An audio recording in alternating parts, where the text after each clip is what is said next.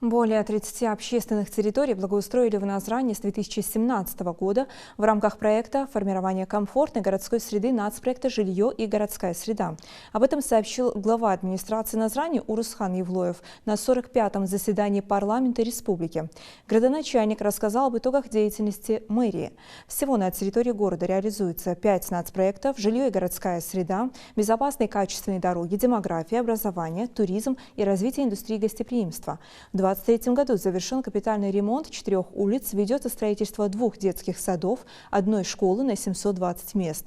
Урусхан Евлоев также рассказал, что в этом году планируется завершение модернизации Альтиевского водозабора. Также по планам завершат в 2024-м переселение граждан из аварийного жилищного фонда. Рассказал мэр и о наполняемости бюджета города. Бюджет муниципального образования городской округ города Назрань за 2023 год исполнен по доходам с учетом безвозмездных перечислений из республиканского бюджета в сумме 601 миллион 28 тысяч рублей. При плане 614 с лишним миллионов. От годовых назначений по расходам исполнен в сумме 599 миллионов, при плане 623 или 96,2% от годовых назначений.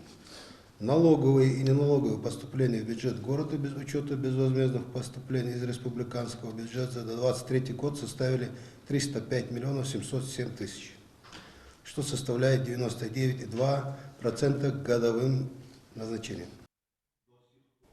На заседании парламента заслушали также доклады уполномоченного по защите прав предпринимателей в республике и руководителя регионального управления налоговой службы.